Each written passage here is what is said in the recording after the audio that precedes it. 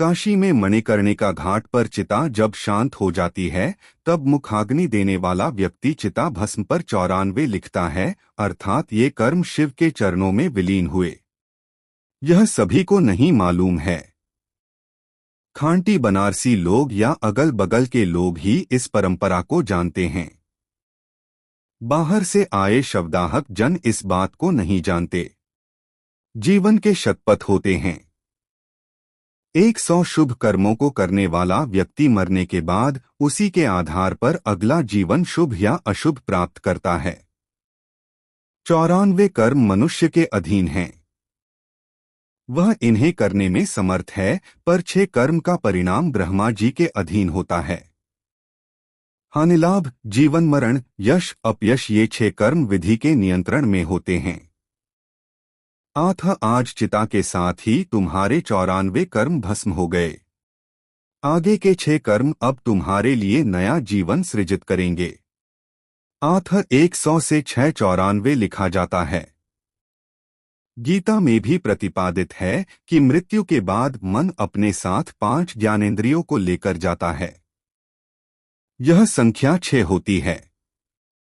मन और 5 ज्ञान इंद्रिया। अगला जन्म किस देश में कहाँ और किन लोगों के बीच होगा, यह प्रकृति के अतिरिक्त किसी को ज्ञात नहीं होता है। 94 कर्म भस्म हुए, 6 साथ जा रहे हैं। विदा यात्री, तुम्हारे 6 कर्म तुम्हारे साथ हैं।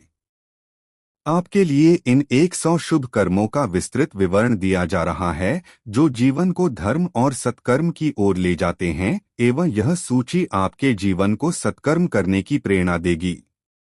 100 शुभ कर्मों की गणना धर्म और नैतिकता के कर्म। 1. सत्य बोलना। 2. अहिंसा का पालन।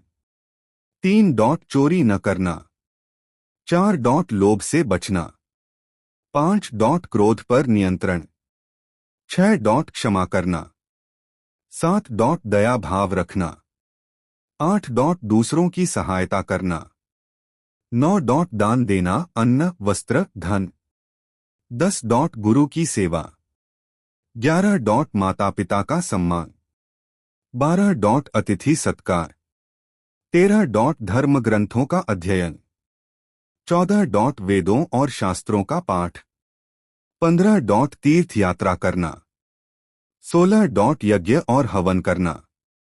17. मंदिर में पूजा अर्चना। 18. पवित्र नदियों में स्नान। 19. संयम और ब्रह्मचर्य का पालन। 20. नियमित ध्यान और योग, सामाजिक और पारिवारिक कर्म। 21. परिवार का पालन पोषण।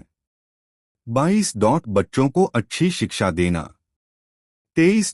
गरीबों को भोजन देना। 24. रोगियों की सेवा। 25. अनाथों की सहायता। 26. वृद्धों का सम्मान। 27. समाज में शांति स्थापना। 28. झूठे वाद विवाद से बचना। 29. दूसरों की निंदा न करना। 30. सत्य और न्याय का समर्थन। 31. परोपकार करना। 32. सामाजिक कार्यों में भाग लेना। 33. पर्यावरण की रक्षा। 34. वृक्षारोपण करना। 35. जल संरक्षण। 36. पशु पक्षियों की रक्षा। 37. सामाजिक एकता को बढ़ावा देना। 38. दूसरों को प्रेरित करना। 39. समाज में कमजोर वर्गों का उत्थान। 40. धर्म के प्रचार में सहयोग, आध्यात्मिक और व्यक्तिगत कर्म। 41. नियमित जप करना। 42. भगवान का स्मरण। 43. प्राणायाम करना। 44. आत्मचिंतन। 45. मन की शुद्धि। 46. इंद्रियों पर नियंत्रण। 47. लालच से मुक्ति। 48. मोहमाया से दूरी। 49. सादा जीवन जीना। 50. स्वाध्याय आत्मध्ययन। 51. संतों का सान्निध्य। 52. सत्संग में भाग लेना। 53. भक्ति में लीन होना। 54 कर्मफल भगवान को समर्पित करना। 55 तृष्णा का त्याग। 56 ईर्ष्या से बचना। 57 शांति का प्रसार। 58 आत्मविश्वास बनाए रखना। 59 दूसरों के प्रति उदारता। 60 सकारात्मक सोच रखना, सेवा और दान के कर्म। 61 भूखों को भोजन देना। 62 नग्न को वस्त्र देना। 63 बेघर को आश्रय देना। 64 शिक्षा के लिए दान। 65 चिकित्सा के लिए सहायता। 66 धार्मिक स्थानों का निर्माण। 67 गौ सेवा। 68 पशुओं को चारा देना। 69 जलाशयों की सफाई। 70 रास्तों का निर्माण। 71 यात्री निवास बनवाना। 72 स्कूलों को सहायता। 73 पुस्तकालय स्थापना। 74 धार्मिक उत्सवों में सहयोग। 75 गरीबों के लिए निःशुल्क भोजन। 76 वस्त्रदान।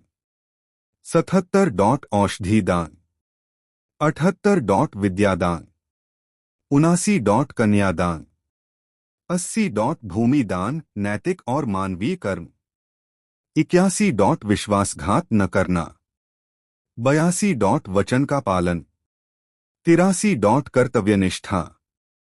84 समय की प्रतिबद्धता। 85 धैर्य रखना। 86 दूसरों की भावनाओं का सम्मान। 87 सत्य के लिए संघर्ष। 88 अन्याय के विरुद्ध आवाज उठाना। 89 दुखियों के आंसू पोंछना।